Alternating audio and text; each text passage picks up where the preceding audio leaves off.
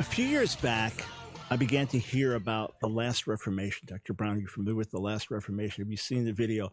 Began to hear the name Torben Søndergaard and all this controversy surrounding this movement. He's based in Denmark. And is it God? What's happening? And Torben was seeking to live this out on the streets and seeing amazing fruit. And as a result of that, there was some real opposition in Denmark and attacks on him. And ultimately, he came to the States with the goal to have religious asylum here, to be able to freely practice his faith and for his children to freely live out their faith. And we'll talk about the situation in Denmark in a little while. But what happened was that he got arrested. And I was trying to explain to my wife what happened because I was going to testify on his behalf in court.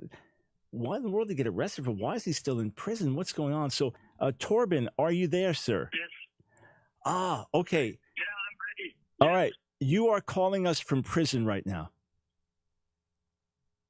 Yeah, I'm How long have you been in prison? 195 days. Oh my. And why were you arrested in the first place? To be honest, I actually don't know. And I still don't know today. Therefore, based upon the evidentiary record and the factual findings cited above, the court concludes as a matter of law, the respondent has not met his burden of establishing his eligibility for asylum. Comment as such as application for asylum under Section 2.8 of the Act must be denied. So, Torben, to this day, are you saying that formal charges have not been brought against you? Yes, there's no charges, nothing. Like when I came in first, they put me in handcuffs off the wall, chains around my legs, handcuffs on my head, and then they put me in first time 10 days in isolation, and then later I was put into a dorm with people who have been in prison for 20 and 30 years. One of my roommates, he had murdered somebody.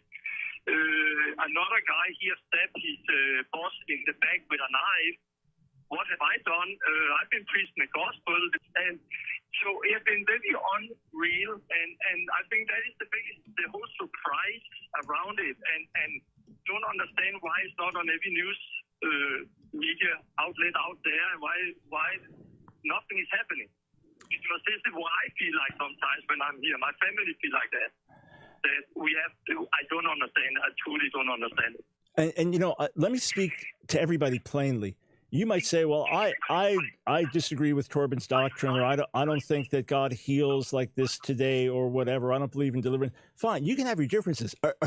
The idea that someone is in jail and he's given himself to preaching the gospel. I've got good friends, grads from our ministry school, have worked with Torben on the front lines, people getting healed, getting set free from demons, above all, being led to Jesus, being baptized in water.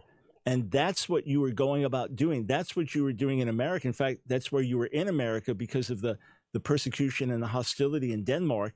Denmark, a country of what, 5-6 million people, but there may be 5,000 or less charismatics, Pentecostals. It's a tiny, tiny minority. And among those actually living it out, it's even a smaller number. So friends, I'm doing my best to shout this to the world. This is massively unjust. And again, we're going to bring on attorney Michelle Sanchez in a moment to give us more legal background. Torben, how has God used you in prison? Because this is where you are right now, and he has not answered prayer to get you out. What's been happening in prison? Yeah, I'll say the first month and two, I was almost depressed, to be honest. I lost a lot of weight.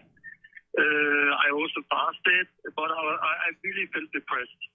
But then a very strong dream for somebody, and God really started to speak to me about taking responsibility for my time here and don't waste my time and really try to get the best out of it. So I've been reading the Bible, of course, a lot. I've been praying a lot. I've read the whole Bible, and I've learned a lot. I want to say it has been the hardest thing I've ever experienced, but it has been beautiful in some areas. Don't be afraid. Like God is in control. He is working through this, and I spent so many hours every day just in prayer and reading the Word. And I just want to say, people, preach the gospel. We need the gospel. Go ahead. Last word to you, Torben. Amazing. And I really believe that yeah, hey, I'm sorry. I'm just going to jump in. We're out of time here in this segment. We're going to come back with Michelle. We're joined now by attorney Michelle Sanchez. Thanks for holding and being with us today, Michelle. I appreciate it. Oh, it's my pleasure, Dr. Brown. It's so nice to speak with you today. Yes. So Michelle, is there something we're not being told? Is there something we're missing? Is there more to the story? Because it seems outrageous. Well, actually, there's a lot that needs to be clarified in this story. There's a lot of discrepancies that have been caused by public commentary, incorrect public commentary. So I would like to set some things very straight and very clear before we even discuss anything else. I would say, Dr. Brown, that if a law were passed on the Parliament floor and there was a politician speaking about a documentary named God's Best Children and the preacher who was performing the deliverances was doing these things on different people, and that was something that could be very dangerous to children to view because it could cause them PTSD or it could make them very scared. And the only preacher who performed these deliverances on God's Best Children is Torben. I would say that the only person who that politician was referring to was Torben Sundergaard. We thought there was a very strong case to say he has already experienced religious persecution in Denmark and has every reason to fear that there would be consequences from practicing his faith or his children potentially taken away. Now you're saying this is actually something being talked about in legislation in Denmark, correct? Yes, it's being spoken about specifically in Denmark, and that legislation was passed, and we presented the translation of that politician's words on the Parliament floor, where the politician referred to the preacher, who is Torben, and the documentary God's Best Children. And we also presented the law itself and the translation.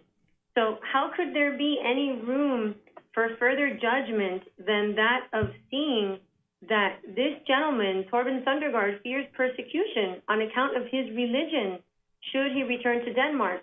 And the other thing that the judge said was that this law was a law of general application. That means that if you run a red light and you get a traffic ticket, anybody could run a red light and get a traffic ticket. That's a law of general application. This law, this section 243 in Denmark, applies to him. It was authored with in mind. It's something that was done specifically to punish him. And I think that the judge, with all due respect to the Immigration Court and the Department of Justice and the Department of Homeland Security, all the people involved in this hearing, with all due respect, I don't think that it would be a good idea for an immigration judge in his position to open up the floodgates to litigation and all of a sudden say, okay, Christians who are persecuted in this way in Nordic countries can apply for asylum because I am finding that Mr. Sundergaard fears persecution should he return.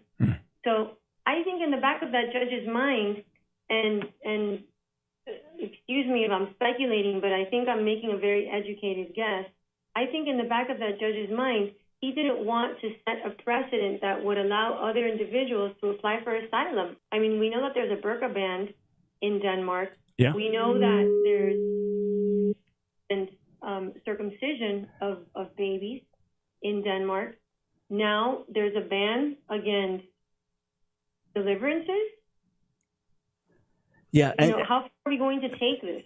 so, Michelle, we've just got a couple of minutes here, and you're just giving us an overview of some of the injustice and some of the wrongness of what's happened. Before we go any further, if folks want to stand with Torben, if they want to get more information, is the best website Friends of Torben? Where should they go?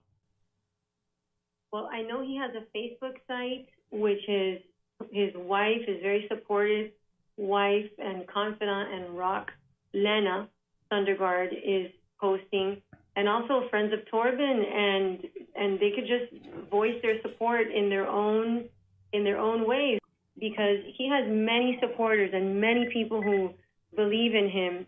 And I didn't know him before representing him, and I'm not associated with the last Reformation, but I am 100% his fan, his lawyer, his supporter, his friend, and I'm going to fight this to the fullest extent of the law, because the injustice that has been committed here against him is just far too great to go unnoticed.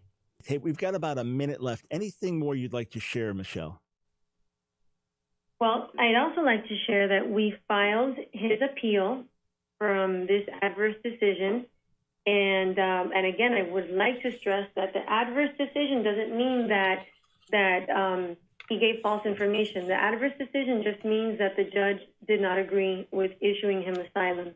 And we have many strong points on appeal. We hope to receive the transcript of all the proceedings very soon. And as soon as we receive it, we will be filing the brief within about a month of the receipt of that transcript. So in the next few months, we'll have more information ready for you, Dr. Brown, and we hope to provide some good news regarding this very soon, God willing. Absolutely. Hey, Michelle, thank you so much for all your efforts and for being with us.